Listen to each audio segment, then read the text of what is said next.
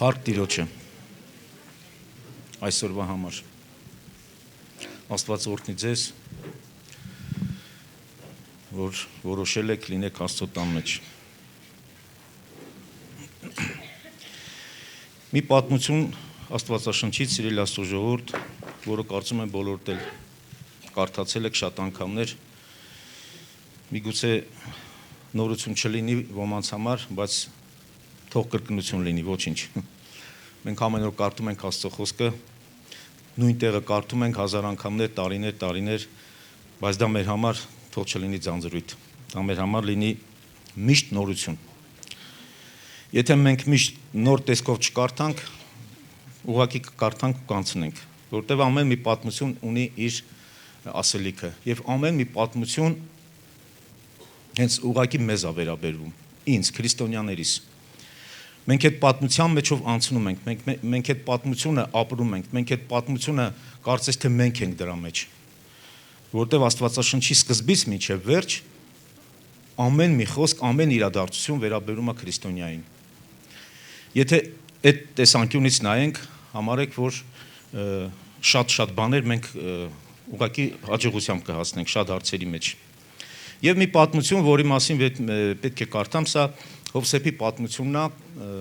նոր ասեցի, որ համոզված եմ շատ անգամներ կարդացվել է։ Հիշում եք, որ Հովսեփը արդեն ոնց են ասում, չդիմացավ, պատռեց այդ վարագույրը, ճանաչեց իր եղբայրներին, ճանաչեցնել տվեց ինքը իրեն եւ վերջը ճանաչեցին մեկ մյուսին, ինչ պատկերացրեք ինչ իրավիճակ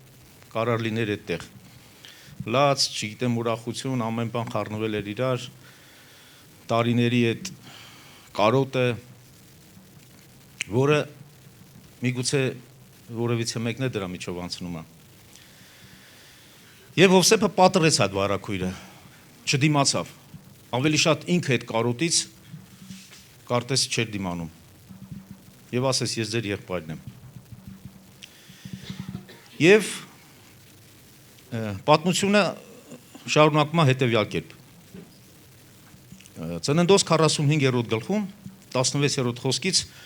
ուզում եմ կարդալ այն, ինչ որ պետք է ասեմ։ Մինչև կարդալս ուզում եմ, սիրելի Աստծո ժողովուրդ, մի կարևոր հայտարարություն անեմ։ Ինչ է ուզում աշխարհը մեզանից, ինչ է պահանջում աշխարհը մեզանից։ Ինձ երկրպագի եւ ամեն բան քեզ կտամ։ Ես դա հասկացել եմ, կարծում եմ դուք էլ նույնպես։ Եվ 45-րդ գլխի ծննդոց եւ 16-րդ խոսքից ինչ է ասում խոսքը։ Եվ այս լուրը Փարավոնի տանը լսվեցավ, թե Հովսեփի եղբայրները եկել են, եւ Փարավոնին եւ նրա ծառաներին հաճելի եղավ։ Եվ Փարավոնն ասեց Հովսեփին. «Քո եղբայրներին ասիր, սա արեք, բեռնեցեք ձեր անասունները եւ Քանանի երկիրը գնացեք եւ ձեր հայրը ու ձեր ընտանիքներն առեք եւ ինձ մոտ եկեք, եւ Եգիպտոսի երկրի լավ տեղը ձեզ կտամ եւ երկրի պարարտությունից է կուտեք»։ Առաջի հայացքից որ նայում ես, այն որ ասում են աղբերը աղբոր էս առաջարկությունը չի անի։ Ես հանդիպել եմ այդ իրավիճակին, երկու եղբոր տարիների խռովվածության, այն ոնց են ասում, պատճառ են եղել, որ հաշտվեն իրար հետ։ Բայց արի ուտես Փարավոնը ինչա առաջարկում։ Շուշուտ, արագ, Հովսեփ, արի տես ես քեզ ինչ եմ ասում։ Քանանի երկրում սով է։ Սովի պատճառով են եղբայրները իջել։ Լինում է, չէ, որ մեր կյանքում էլ է լինում նման իրավիճակ։ Այնքան առաջարկություններ է լինում։ Չես հասցնում զանգին պատասխանես, չես հասցնում որոշում կայացնես, չես հասցնում խորհուրդ անես։ Այդքանը չես հասցնում, անում ես այնպես, ինչպես որ դու ես ուզում։ Եվ իմ համար շատ հետաքրքիր էր հետևյալը, որ ասում է Փարավոնի եւ նրա ծառաներին շատ դուր եկավ։ Այս առաջարկը։ Անկեղծ ասած, սիրելի Աստծո ժողովուրդ, սա իմ կարծիքն անձնական եւ սրա մեջ ոնց որ թե մի քիչ համոզմունք ունեմ, կուզենամ փոխանցեմ։ Այս պատմությունից հետո արդեն գիտենք, որ Եգիպտոսում գնացին գերի 430 տարի։ Իսրայելի ժողովուրդը։ Այ հենց այստեղ վճռվեց Իսրայել ժողովրդի ապագա գերությունը, որովհետև հաճելի եղավ փարավոնին եւ նրա ծառաներին։ Եվ ինչ էր առաջարկում փարավոնը։ Եկեք, որովհետև սովա ձեր մոտ, ձեր երկրում սովա։ Ես ձեզ կկերակրեմ, ես ձեզ ամեն բանով կապահովեմ եւ երկրի պարարտությունը ձեզ կտամ ու դուք կուտեք։ Առաջարկություն թե ծուղակ։ Սիրելի Աստծո ժողովուրդ, այս պատմությունը այն պատմությունն է, որ ես եւ դու մեզ հենց այս պահին դնում ենք սրա մեջ ու համարենք մենք ենք այս պատմության հերոսը։ Առաջարկ թե ծուղակ։ Լավ կլինի, որ խորհենք։ Ես այսօրվա խոսքիս նպատակը հետևյալն է։ Ինչի համար եմ ես այս մասին խոսում, որովհետև մենք ամեն օր աշխարհի մեջ ենք, ամեն օր աշխարհի հետ ունենք մենք տալու եւ առնելու բաներ։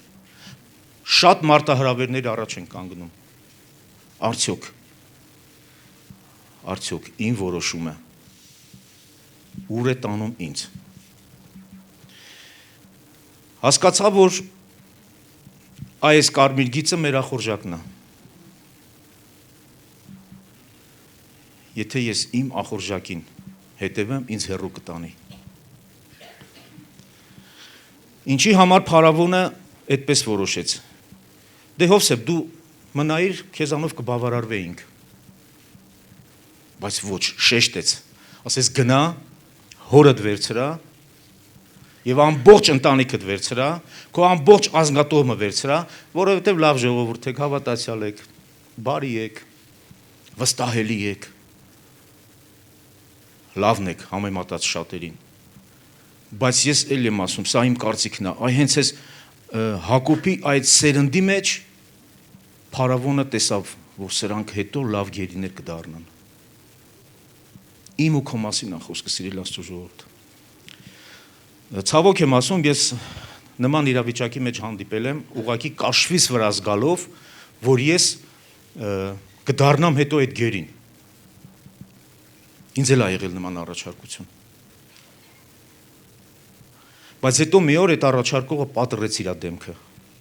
ասեց հավատքը թող, քո համար լավ կլինի։ Ասեցի փաստորեն այսքան ժամանակ, որ դու իմ հետ շփվում էիր, Փարավոն եւ Հովսեփ հարաբերություն շատ դրական, շատ լավ, շատ նախանձելի, ոմանք էլ նախանձում են, ասում են ոնց 3-1 այսօր 2 արդեն այդ հարաբերությունն է։ Ասում ես դե հարաբերությունը ես չեմ կառուցել, այդ հարաբերությունը ինքն է կառուցել, Փարավոնն է կառուցել, խի, որովհետեւ անելու բան ունի, նպատակ ունի։ Նա դարեր էր տեսնում։ Նպատակ էր տեսնում իմ ու քո մեջ, նրա մեջ, Հովսեփի մեջ, Հովսեփի սերունդի մեջ։ Բայց փառք Տիրոջը, որ այդ ծուղակից կարողացանք շուտ դուրս գալ։ Այնպես որ սիրելի Աստծո ժողովուրդ, իմ ասելիքը այսօր հեռու չի քեզանից, հեռու չի ինձանից։ Եթե մենք ուշադրություն չդարձնենք, ինչպես Հիսուսն էր ասում, արթուն եղեք, արթուն կացեք եւ աղոթք արեք։ Եթե այդ արթուն լինելը, այդ արթնությունը մեր մտքի, մեր ներսում չկա, հավատա, նոր ասեցի, կհետևես քո ախորժակին։ Գիտես ինչքան բաներ ա խոստացես, ինչ լավ հարաբերություն ա, Աստված ինձ բարձրացրել ա, բա ես էլ այդպես մտածում։ Ոնց, այսքան շուտ, այսքան կարճ ժամանակ Աստված ինձ բարձրացրեց ու հաճելի դարձրեց ինչ-որ մեկի առաջ ու այսքան լավ առաջարկներ։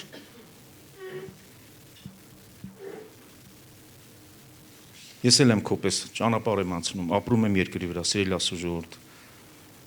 Բան չեմ ասում, որ ես ուղղակի հենց օդից եմ առել։ Հավատացիք, ես խոսքը, ես պատգամը ներսի է, իրական է, որի մեջ ես ապրել եմ, որի մեջ միջով անցել եմ։ Այնպես որ Փարավոնը աշխարհն է, Փարավոնը սատանայի կերպարն է, Հովսեփը Հիսուսի կերպարն է, եւ հիշեք մի պատմություն էլ, որ կուզենամ սրան կպցնենք։ Հիշում եք նույն իրավիճակի մեջ, նույն ֆորմատով, նույն այդ հոգով առաջարկությունը եղավ Հիսուսին։ Ամեն բան կտամ քեզ, ինձ երկրպագի։ Ինչի համար։ Որովհետև դու չես նրա թիրախը։ Քո հավատքն է նրա թիրախը, որ քեզ մերկացնի, որ քեզ խայտարականի, որ քեզ, չգիտեմ, ստորացնի, որ քեզ տանի աշխատանքից ավելի խորը աշխատանքի մեջ, որ թողես ամեն բան ու դառնաս գերի։ Եվ քանի որ ժամանակի մեջ սուղ ենք, հələ եկեք Ելիս գիրքը բացենք, առաջի գլուխ 8-րդ խոսք։ Արդ Եգիպտոսի վրա մի նոր թագավոր եղավ, որ Հովսեփին չէր ճանաչում։ Զարմանալի երևույթ։ Ոնց, օրինակ հիմա այստեղ ամենափոքր երեխաներից մեկին հարցնես, քանի թագավոր ենք մենք ունեցել,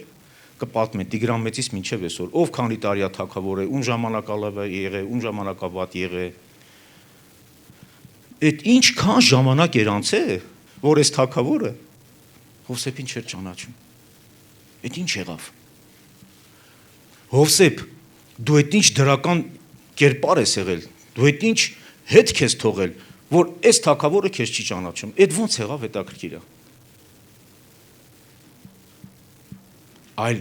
ոչ թե չէր ճանաչում, այլ ասեց. եկել է ժամանակը, որ անցնենք մեր նպատակին։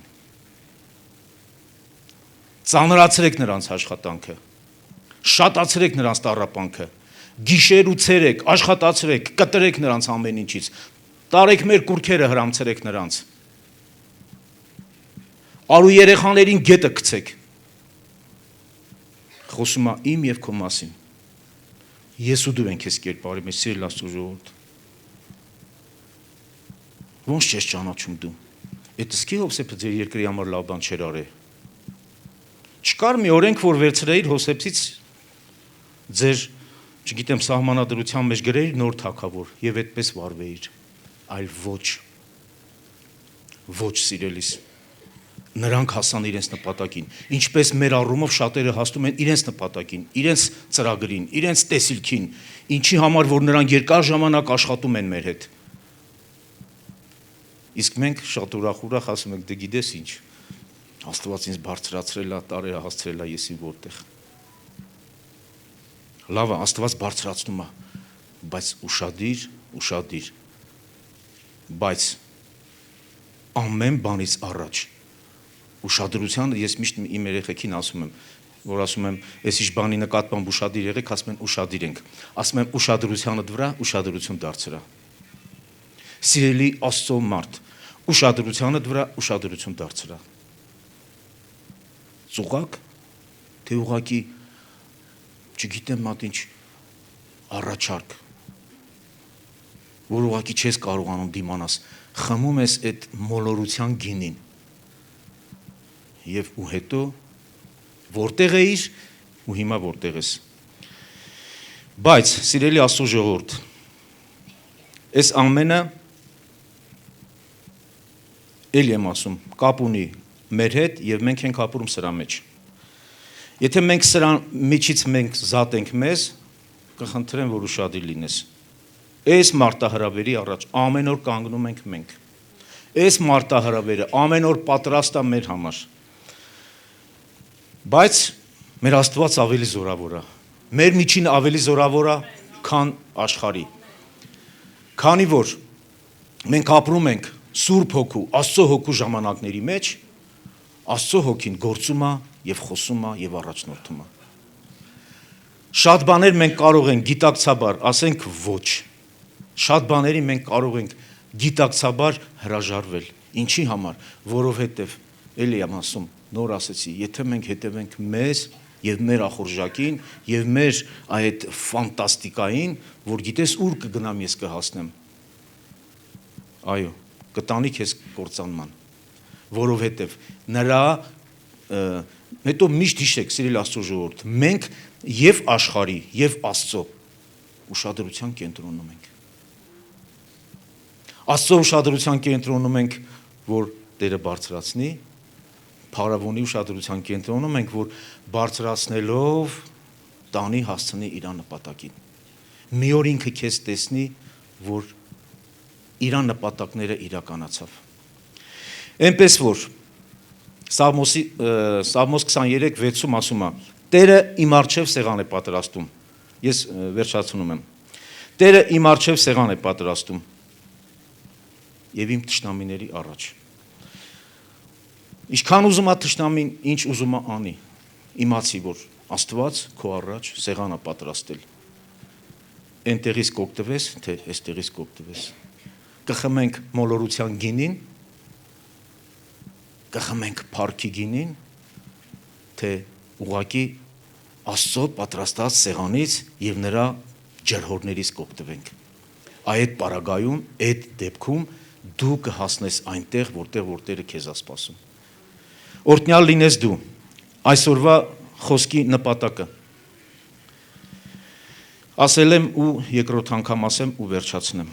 Երկրպագիր ինձ եւ ամեն բան քեզ կտամ։ Հետո սիրելի Աստծո ժողովուրդ, հիշի, որ Եգիպտոսը միշտ հարուստ է։ Այսօր բոլորս աշխատում ենք, ապրում ենք Եգիպտոսի բարիքներից ենք օգտվում։ Եգիպտոսը դրա համար միշտ առաջարկ ունի։